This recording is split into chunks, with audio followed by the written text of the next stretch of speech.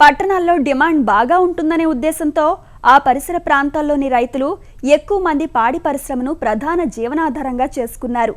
అందుకే వీటికి కావలసిన గడ్డిని కూడా కొంత విస్తీర్ణంలో పెంచుతున్నారు. అయితే భూమికి ఉన్న డిమాండ్ దృష్ట్యా తక్కువ స్థలంలోనే పెంచుతున్న ఈ పచ్చి గడ్డి పశువులకు ఏ మూలకు సరిపోవడం లేదు. అందుకే దాణాను అధిక మోతాదులో ఇస్తున్నారు. దీంతో ఖర్చు తడిసి మోపిడవుతుంది. దీన్ని అధిగమించేందుకు ఇటీవల కాలంలో ఓ క్రొత్త విధానం అందుబాటులోకి వచ్చింది. అదే మొలకగడ్డి పెంపకం. హైడ్రోఫోనిక్ విధానంలో మొలకగడ్డి పెంపకాన్ని వివరిస్తున్నారు పశ్చిమ గోదావరి జిల్లా ఉండి కృషి విజ్ఞాన కేంద్రం శాస్త్రవేత్త డాక్టర్ సుధా జాకబ్. ఈ హైడ్రోపోనిక్ పద్ధతిలో దాదాపు మనం ఒక రోజుకి 50 కిలోల గడ్డిని మనం ఉత్పత్తి చేయాలంటే దాదాపు ఒక 20 ట్రేలతో మనం ఈ యొక్క షెడ్ని మనం ఏర్పాటు చేసుకోవాల్సినటువంటి అవసరం ఉంటుంది. 20 ట్రేల్లో మనం గమనించినట్టయితే రోజుకి 4 ట్రేలు ఉత్పత్తి వచ్చేటట్టు మనం దానికి చేసుకోవాల్సిన అవసరం ఉంటుంది. ఈ రకరకాలైనటువంటి విత్తనాలను మనం దీంట్లో ఉత్పత్తి చేసుకోవచ్చు. అంటే గోధుమ గింజలను కానీ లేదా జొన్న కానీ మొక్కజొన్న కానీ వాటిలన్నింటిలో ఏదో ఒకదాన్ని మనం వేసుకొని బార్లీ ఇట్లాంటి మనం వేసుకొని గడ్డిని ఉత్పత్తి చేసుకోవచ్చు. అయితే మనం మొక్కజొన్న విత్తనాలను ఉపయోగించుకొని ఈ హైడ్రోపోనిక్ పద్ధతిలో గడ్డిని ఉత్పత్తి చేసినట్టయితే మనకి ఉత్పత్తి ఖర్చు అనేది చాలా తక్కువగా ఉంటుంది. 1 కిలో ద్వారా మనం దాదాపు 8 కిలోల గడ్డిని పొందడానికి అవకాశం ఉంటుంది. మార్కెట్లో ఇప్పుడు సాధారణంగా ఉన్నటువంటి మొక్కజొన్న గింజల్ని కొన్నట్టయితే అవి 15 నుంచి 18 రూపాయలకి మనకి అందుబాటులోకి వస్తూ ఉంటాయి. తర్వాత వీటి ఉత్పత్తి ఖర్చుని మనకి 1 కిలో మొక్కజొన్న విత్తనాలకి ఒక 4-5 రూపాయలు అనుకుంటే దాదాపు ఒక 20 రూపాయల్లోనే మనకి 8 కిలోల ఈ మొక్కజొన్న గడ్డిని మనం ఉత్పత్తి చేయడానికి అవకాశం ఉంటుంది. మొదటగా ఈ మొక్కజొన్న విత్తనాలని ఒక 12 నుంచి 18 గంటల పాటు మనం నానబెట్టాలి. ఆ నానబెట్టినటువంటి గింజల్ని 24 గంటల పాటు మండిగట్టాలి. ఈ మండిగట్టిన తర్వాత మొలకెత్తినటువంటి విత్తనాలని తీసుకొచ్చి మనం హైడ్రోపోనిక్ పద్ధతిలో ఏర్పాటు చేసినటువంటి ట్రేలలో మనం వేసుకోవాలి. సాధారణంగా ఈ పద్ధతిలో ఉపయోగించేటువంటి ట్రేలు ఈ 3 అడుగులు పొడుగు 1.5 అడుగుల వెడల్పు ఉన్నటువంటి ట్రేలను ఉపయోగిస్తాం.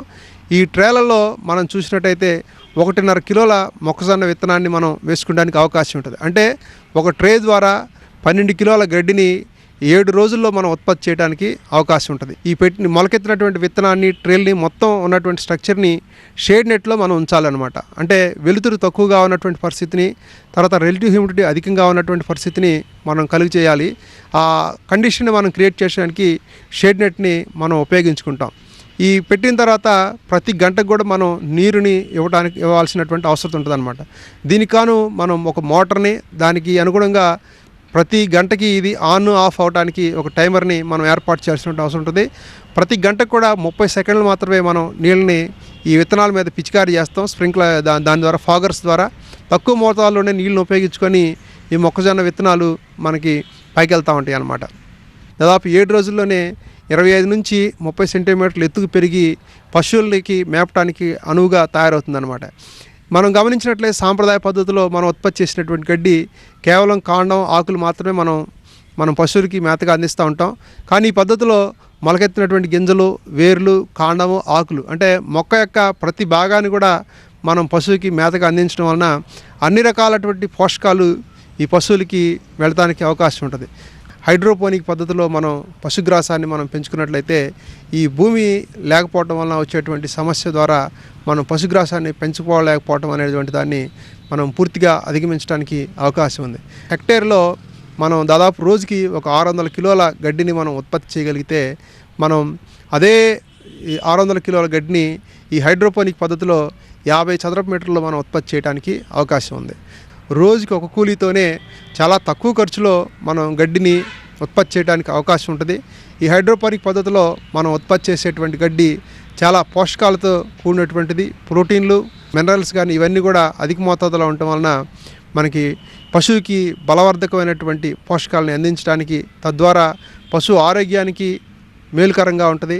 ఈ పశువుల మేత ఒక 12 కిలోలు ఒక పశువుకి అందించడం ద్వారా మనం పాల దిగుబడిలో ఎటువంటి మార్పు లేకుండా లేదా పాల దిగుబడి కొద్దిగా పెంచుకుంటూ వెన్న శాతాన్ని పెంచుకుంటూ 1 నుంచి 2 కిలోల మినరల్ మిక్చర్ అవసరాన్ని కూడా మనం తగ్గించుకోవచ్చు. అంటే దాదాపు రోజుకి ఒక 25 నుంచి 35 రూపాయల వరకు మనం పశువు మేపు మీద అంటే పశువు యొక్క గ్రాసం మీద మనం ఖర్చు తగ్గించుకోవడానికి అవకాశం ఉంటుంది అన్నమాట. 10 పశువులుంటే 150 చదరపు అడుగుల స్థలంలోనే 50 ట్రేలతో పెంపకం చేయవచ్చు. ఒక ట్రేలో 2 కిలోల గింజ వేస్తే 15 కిలోల గడ్డి వస్తుంది.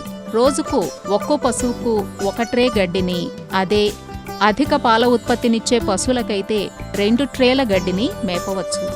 ప్రతిరోజు నిరంతరాయంగా మొలకగడ్డి ఉత్పత్తి రావాలంటే ఒక పశువుకు 5 ట్రేల చొప్పున పెట్టుకోవాలి.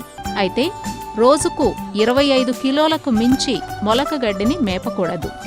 తప్పనిసరిగా కనీసం 5 నుంచి 7 కిలోల ఎండుమేతలను పశువుకు మేపాలి. లేదంటే ఘన పదార్థ శాతం తగ్గిపోతుంది. అదే పచ్చిగడ్డి దొరికే ప్రదేశాల్లో అయితే మొలకగడ్డిని పోషణలో అదనంగా చేర్చి 2 కిలోల దాణాను తగ్గించుకునే అవకాశం ఉంటుంది. రోజుకి 50 కిలోల గడ్డిని ఉత్పత్తి చేయాలంటే ఒక 20 ట్రేలతో మనం ఈ ఉత్పత్తి కేంద్రాన్ని ఏర్పాటు చేసుకోవాలి. దీనికి గాను దాదాపు 24,000 రూపాయలు ఖర్చు అవుతుంది. ఈ ఖర్చుని మనం గమనించినట్లయితే ఒక 5,000 రూపాయలు మోటార్కి టైమర్ ఏర్పాటు చేసుకోవడానికి అవసరం ఉంటుంది. మిగతా 19,000 ఒక 20 ట్రేలు కొనుక్కోవడానికి, తర్వాత ఆ ట్రేలు నిలపడానికి కావాల్సినటువంటి ఫ్రేము వాటిని తయారు చేసుకోవడానికి అవకాశం ఉంటుంది. మనం లోకల్గా లభ్యమైనటువంటి ఈ మెటీరియల్తో కూడా ఈ రకమైనటువంటి ఈ ర్యాక్స్ని మనం తయారు చేసుకోవచ్చు. దానివలన గణనీయంగా ఈ ఏర్పాటు చేసేటువంటి ఖర్చుని తగ్గించుకోవడానికి అవకాశం ఉంటుంది.